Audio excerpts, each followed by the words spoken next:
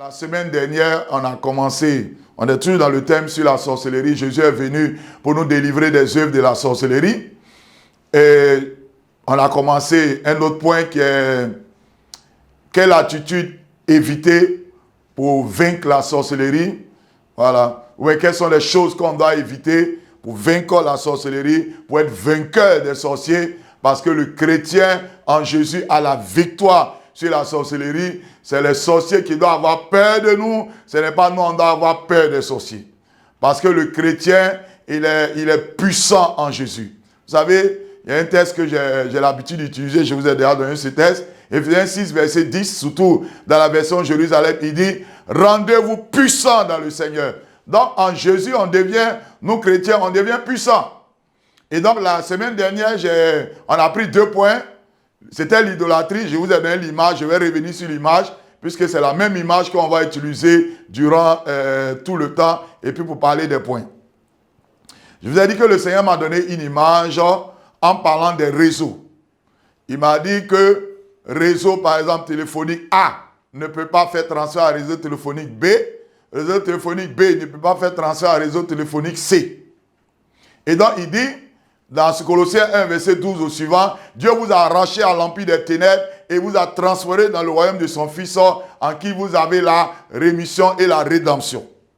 Donc, le Seigneur me dit, il y a 2 royaumes. Ça, c'est clair dans la Bible. Il y a le royaume du diable, il y a le royaume de Dieu. Voilà. Et Jésus règne dans ce royaume-là. Et il me dit, tu peux être chrétien. Physiquement, tu es chrétien. Tu es même berger, tu es modérateur comme moi, serviteur de Dieu. Mais physiquement, tu vas à l'église. Tu es chrétien engagé dans un groupe, dans un mouvement. Mais si dans ton cœur, tu as, par exemple, les sentiments des sorciers, parce que Philippiens 2, verset 6 au suivant dit, verset 5 à pas dit, verset 4, 5 même là, dit, ayez les sentiments du Christ. Donc nous chrétiens, on doit avoir les sentiments du Christ. Et Paul va dire dans Éphésiens 5, verset 1, puis 1 Corinthiens 11, verset 1, soyez mes imitateurs comme je le suis du Christ, ou bien Éphésiens 5 là, il dit, imitez Dieu, car vous êtes ses enfants bien-aimés. Et Matthieu 5, verset 48 dit, soyez parfaits comme votre Père Céleste est parfait. 1 Pierre 1, verset 15 à 16, Pierre va dire, soyez saints comme votre Père Céleste est saint, car l'Écriture déclare cela. Dans, par exemple, Lévitique, dans le texte de Lévitique, il dit, soyez saints. Et donc, dans le royaume des sorciers, dans le royaume du diable, le Satan qui est le chef, eux, ils ont des sentiments. Donc, si nous, on est chrétiens, malgré qu'on va à l'église, malgré qu'on est engagé, si on a les mêmes sentiments que, c'est comme si on est dans les réseaux. Eux, par exemple, ils sont dans le réseau A. Nous, à cause de nos sentiments, on est dans le réseau A. Quand ils nous envoient un transfert, qu'il y a une attaque, ça nous touche. Mais si nous, on est dans le réseau B, le réseau de Dieu, si eux nous envoient un transfert, comme on n'est pas dans le même réseau, ça ne va jamais nous toucher. Et deuxième chose même, si le réseau A s'associe au réseau C, il ne peut pas envoyer un transfert au réseau B. Ça veut dire que on dit non, avant de venir attaquer quelqu'un, on passe par le village, tout ça. Donc les sorciers d'un autre village, ils s'associent aux sorciers de ton village. Si tu envoies un transfert qui est une attaque, ça ne peut pas te toucher. Parce que tu n'es pas dans les réseaux. Donc en tant que chrétien, vous savez, les chrétiens prient beaucoup, mais ils prient moins pour leur sanctification. Les chrétiens prient beaucoup, mais ils prient souvent pour seulement avoir travail, l'argent, bénédiction, tout ça. Mais ils ne prient pas pour sortir des mauvais sentiments. Or, même si tu pries beaucoup, et que tu as les sentiments des sorciers, ils vont t'avoir. Donc c'est ces sentiments-là que je suis en train de développer. Donc j'ai dit que les sorciers, ils adorent le diable. Ils sont dans le camp du diable. Donc le premier point de vendredi passé, c'était l'idolâtrie. Si tu es idolâtre, tu vas chez les féticheurs, chez les marabouts, tu es dans les sectes ésotériques, c'est que tu es dans le même réseau que les sorciers. Si tu envoies transfert, ça va te toucher. Le deuxième point du vendredi passé, j'ai parlé de la haine. Si tu as la haine dans ton cœur, les sorciers peuvent te toucher parce qu'eux ils sont remplis de haine.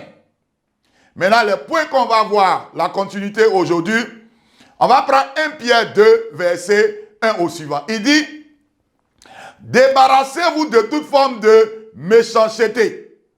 Le sorcier, il est mauvais, il est méchant.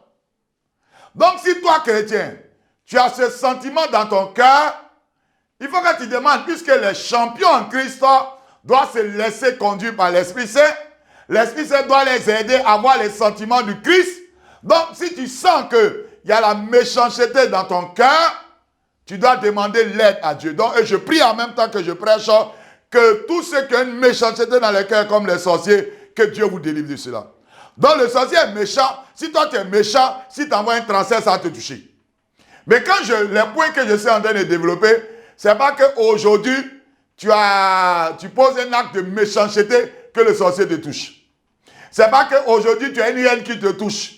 Ce que le Seigneur ne veut pas, c'est quoi? C'est le fait de s'installer, de demeurer dans ses sentiments. Parce que le sorcier, lui, il demeure dans ce sentiment. Il est constamment dans ce sentiment. Mais nous, chrétiens, si ce sentiment-là arrive et qu'après on fait une repentance, le sorcier ne peut pas nous toucher.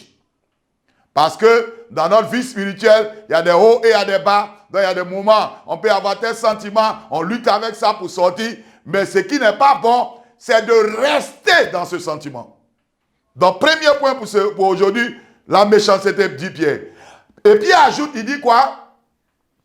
Débarrassez-vous de toute forme de méchanceté, de toute hypocrisie. Parce que le propre des sorciers, c'est qu'ils sont hypocrites. Ils sourient à toi, mais ils te détestent en réalité. C'est lui-même qui a provoqué ta maladie, tu es au jus. Il vient avec banane, il vient avec yaourt, il vient avec orange. Mais en réalité, il vient pour t'achever. Donc en tant que chrétien, voici les sentiments qu'on doit demander l'aide de l'Esprit Saint. Seigneur Esprit Saint, si tu sens dans ton cœur que tu es trop hypocrite, tu souris aux gens, mais tu les détestes. Tu ris à les gens, mais tu les détestes. Tu vas voir quelqu'un une fois, je me rappelle, j'étais à la cathédrale pour quelque chose. J'étais avec quelqu'un qui est même engagé, qui avait un poste même dans une paroisse. C'était le nom. Et puis, il parlait mal d'un vieux de la paroisse aussi. Mais quand le vieux est venu devant nous, waouh! La manière il parlait, le vieux t'a dit non, il aime jusqu'à il n'y a pas de reste. Oh, quand le vieux n'était pas là, il parlait mal, il insultait, tout ça. Vous comprenez? C'est ça l'hypocrisie. Tu n'aimes pas quelqu'un, tu fais semblant.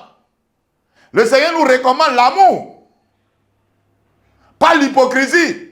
Donc, s'il y a l'hypocrisie dans ton cœur, quand on dit de prier beaucoup, là, prie aussi pour ça. Seigneur, délivre-moi de l'hypocrisie. Parce que c'est un sentiment de sorcier. Parce que si tu as le même sentiment que tu n'es pas différent d'eux. Il y a quelqu'un qui me disait, quand tu envoies le feu sur le sorcier, mais toi tu es dans quel camp d'abord? Faut te poser la question, tu es dans quel camp? Quelqu'un disait, nous les chrétiens, souvent on fait autogol. Hein?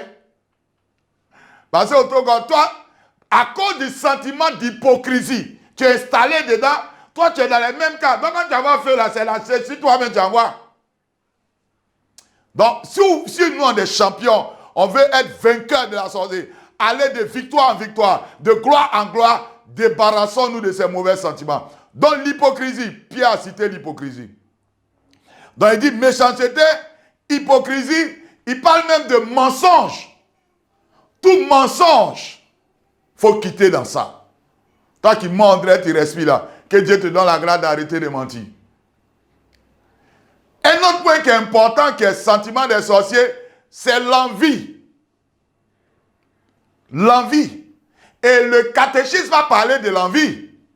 Le catéchisme dit l'envie, c'est quoi? C'est la tristesse éprouvée devant le bien de quelqu'un, la prospérité de quelqu'un et le désir de s'approprier de son bien. Et puis autre chose encore, le catéchisme ajoute la joie éprouvée devant le malheur de quelqu'un. Parce que c'est ça. Le sorcier attaque. Quand tu es dans le malheur, il est content. Quand tu es dans la prospérité, il se fâche. Mais si toi, chrétien, tu n'es pas sorcier, tu es un chrétien, tu es engagé, tu es même un serviteur de Dieu, et que dans ton cœur, il y a l'envie, quelqu'un est dans un malheur, tu es content, quelqu'un est dans un bordel, tu es fâché, tu n'es pas différent d'un sorcier, par ton sentiment. Donc si tu envoies un transfert, il va te toucher. Donc demande au Saint-Esprit de te libérer de l'envie. Et même le catéchisme poursuit pour dire que, selon ce que Saint Augustin dit c'est le péché diabolique même par excellence. Et il faut combattre. Et il dit de l'envie naissent la haine, la médisance et les calomnies. Et même, il y a un texte, il y a un personnage que j'aime bien, Jacques 4, verset 1 à 7 là-bas. Il dit, vous avez envie de quelque chose, vous ne pouvez pas l'avoir, alors vous tuez. Ça, c'est le sorcier. Jacques parlait même de ces sorciers-là. Il n'a pas dit sorcier, mais quand vous regardez, c'est ça. Le sorcier a envie de quelque chose. Son enfant n'a pas telle chose. Toi, ton enfant a ça. Il cherche à tuer ton enfant parce que lui n'a pas ça, son enfant n'a. Pourquoi toi, tu vas avoir? Mais souvent, nous, chrétiens, si on ne fait pas attention, on peut avoir ces sentiments-là. Tu es en train de... Souvent même, on fait des prières sorcières. L'autre est là, tu veux qu'on le renvoie pour que toi, tu aies le poste. Mais ça, c'est la sorcellerie. Seigneur, élève-moi dans le travail. Maintenant, celui qui est devant toi, si Dieu l'élève davantage, gloire à Dieu. Mais tu ne veux pas prier pour aller prendre la place de l'autre. C'est de la sorcellerie. C'est une mentalité. Un de mes papas disait, c'est une mentalité sorcière. Parce que tu peux ne pas être sorcier physiquement, mais tu as une mentalité sorcière. Et c'est qu'il a dit, tu as des sentiments de la sorcellerie. Donc je prie que si tu as ces sentiments-là, qu'aujourd'hui Dieu te délivre par son sang. Parce que la Bible dit en Apocalypse 1, verset 5, le Christ nous aime et il nous délivre de nos péchés par son sang. Donc l'envie, la jalousie, je veux être à la place de l'autre. Et même la Bible dit que si tu te réjouis de la bénédiction, comme on appelle là, du malheur de l'autre, Dieu n'est pas content de toi. Et ça, c'est des points. 3 autres points encore. 3 autres sentiments des sorciers. Jean 10, verset 10. On avait pris ça dès le début là, du thème sur la sorcellerie. Le voleur vient pour voler, tuer et détruire. Donc le sorcier lui fait quoi? Il tue l'homme. Tout le monde sait ça. Le sorcier tue. Maintenant, si toi tu es chrétien, tu tues aussi, c'est que tu as la même raison que le sorcier. Si tu attaques, il va te toucher. Tuer, c'est quoi? Avortement, par exemple. Tu es installé dans l'avortement. Tu n'as pas fait ça un coup. Parce que si tu as fait une fois que tu te répands, il n'y a pas de problème. Vous savez, voici un moyen puissant pour résister à la sorcellerie. Quand je prends les solutions, les attitudes adoptées, je prends ça, mais par anticipation, je prends ça. La confession.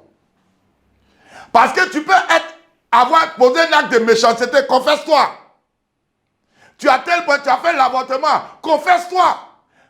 Dès l'instant que tu te confesses, ton péché est pardonné. Vous savez, le Seigneur m'a donné l'image des démons. Il m'a dit, vois, le démon est comme une souris. Il y a un trou dans une maison. Quand c'est ouvert, le trou est là. La souris va entrer. Même si tu chasses la souris, si tu n'as pas fermé le trou là, la souris va revenir. Donc il me dit, c'est quoi? Le péché grave surtout est une ouverture. Donc le démon qui est comme une souris, quand il y a une ouverture, il rentre pour te taper, pour bloquer ton travail, pour tuer tes bénédictions. Mais le ciment qu'on prend pour fermer ce trou-là, c'est par exemple la confession. Maintenant, même si tu n'es pas catholique, demande pardon à Dieu. Mais si tu es catholique, tu es baptisé, tu as pris ta première communion, va te confesser. La confession a une puissance. C'est comme vous allez remarquer que la plupart des saints de l'église se confessaient chaque semaine, chaque 2 semaines, au plus tard 1 mois. Un champion, quelqu'un qui veut être champion, demeurer champion, au moins une fois par mois, il doit se confesser. Parce que je reviens sur l'importance de la confession. C'est un sacrement, vous le savez. Un sacrement, c'est un signe visible qui exprime une réalité invisible qui est source ou porteur de grâce. Donc, quand par exemple, tu vas à la confession, non, tu pardonnes, tu te répands toi seul à la maison, pour un péché véniel, il n'y a pas de problème, Dieu te pardonne. Si c'est grave là, il faut confession forcément. Mais pour un péché véniel à la maison, tu pries, Dieu va te pardonner. Mais tu ne reçois pas de grâce. Mais pour un péché véniel, quand tu vas devant un prêtre, comme c'est un sacrement, non seulement Dieu te pardonne, mais au travers de ce sacrement, il y a une grâce sanctifiante que tu reçois. Il y a des grâces que tu reçois. Et j'ai aimé cette sainte-là, entre les deux saintes Thérèse-là. Elle allait se confesser et puis le père hésitait de se confesser, de la confesser. Et puis elle dit, mais tu ne fais pas d'effort pour me confesser. C'est Dieu qui par toi m'accorde des grâces. Donc elle venait confirmer ce que l'Église dit pour dire qu'au travers de la confession, on reçoit des grâces. C'est un trésor que nous on a en tant que catholiques. Même si c'est le même péché là, va confesser. Au fur et à mesure que tu confesses, tu reçois des grâces pour sortir du péché grave et pour ne pas tomber dans les péchés graves si tu es un péché véniel. Donc, on dit le voleur vient pour voler, le sorcier tue. Donc, si toi tu tues. Mais il y a plusieurs manières de tuer. On peut tuer quelqu'un d'autre, on peut se tuer nous-mêmes. Par exemple, non, ça c'était destruction. Je prends le maître d'abord. Le sorcier tue. Donc, regarde un peu dans ta vie si tu ne tues pas. Si tu tues par l'avortement, par un certain nombre de choses, que Dieu te donne la grâce de sortir de cela. Que Dieu te délivre. On dit, il vient pour détruire. Voilà, détruire. Mais souvent, toi, tu détruis. Si tu détruis les autres, ou bien tu te détruis toi-même, tu es dans le même réseau que le sorcier va t'attacher. Il va t'attaquer, il va t'avoir. C'est pas la prière du chrétien va avoir une puissance quand il quitte ces sentiments-là. Sinon, les apôtres priaient pour chasser le démon ne partait pas. Mais Jésus, quand il vient, il chasse, le démon s'en va. Parce que Jésus dit, le démon arrive, il n'a rien à moi. 1 Pierre 5, verset 5 aussi va dire, le démon rôde comme un lion rugissant, cherchant quelqu'un à dévorer. Ça veut dire que quand il y a une ouverture, il peut te dévorer. Quand il n'y a pas d'ouverture, il ne peut rien. Donc le chrétien doit lutter pour quitter ses mauvais sentiments. Donc détruire, c'est quoi? Quelqu'un qui fume la cigarette te détruit. Si le sorcier t'attaque, va t'avoir. Parce que de la même manière, le sorcier détruit les gens. Là. Il détruit la santé des gens. Toi-même, la santé, il détruit ta santé. Quelqu'un qui fume la drogue, il détruit sa santé. Quelqu'un qui boit de manière exagérée. La Bible dit, bois un peu de vin. La Bible dit, Siracide, je crois 31, verset 25 au suivant, le vin réjouit le cœur, mais quand il est bu avec modération. Dans les 4 vertus cardinales, on parle de tempérance. Modération, ou bien modération. Le catéchisme même nous enseigne de modérer. Et Paul même dit dans Galates 5, verset 16 au suivant, il dit, tout excès nuit. Excès de boisson, de nourriture et de tout le reste. Donc si toi tu détruis ta santé, le sorcier t'attaque, il va t'avoir. Donc alcool à outrance, cigarette, drogue et les femmes qui se tchattent. Si toi tu te tchattes, tu détruis ta peau. Un jour peut-être je vais prendre les détails. Il y a un dermatologue qui a fini, qui est vraiment spécialiste dedans. Il m'a donné des points de conséquences. Et vous-même, vous le savez. Certains savent. Quand normalement tu te tchattes, tu vas gratter la peau là. Maintenant, quand tu vas faire, si par malheur pour toi, tu dois t'opérer, quand ils vont faire l'opération, les fils là vont se relâcher facilement. Et même, pour certains cas même, ça peut provoquer l'hypertension, le diabète, des cancers de peau, beaucoup de maladies.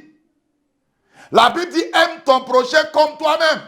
Aime le teint que Dieu t'a donné. Arrange le teint. Il ne faut pas aller changer de teint. Il y a quelqu'un qui disait, mais depuis quand on a vu une blanche a pris Yomo, ou bien, comment on peut dire ça, peinture noire pour mettre sur un produit noir. Sois fier de ton teint. Souvent, il dit aux femmes là, Dieu veut t'envoyer un homme, l'homme de ta vie, le bon Paul là, qui cherche une femme noire. Mais toi, tu allais te rendre clair. Donc, quand il vient, il cherche, là, il ne te trouve pas. Il cherche âme sœur, il cherche âme sœur. Mais tu allais changer de teint. Donc, tu détruis ta peau. Tu détruis ton corps. Donc, après destruction, donc regarde un peu dans ta vie chrétienne. Est-ce qu'il n'y a pas de choses que tu fais que tu te détruis toi-même? Le sorcier détruit les gens. Toi, tu te détruis. Si tu attaques, il va t'avoir. Vous êtes la même chose. Après la destruction, on va prendre, on dit, il vient pour voler. Sorciers volent les grâces des gens. J'ai dit ça dans l'enseignement où je parlais des œuvres. Ils volent les bénédictions des gens.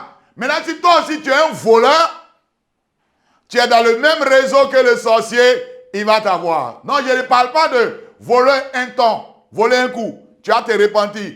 Mais toi-même, tu es installé dans le vol. J'ai dit, c'est l'installation qui fait qu'ils pourront nous toucher. Parce que le sorcier est installé dans le vol. Il vole constamment les grâces des gens. Donc si toi, tu es installé aussi dans le vol, tu es dans le même réseau qu'ils peuvent te toucher.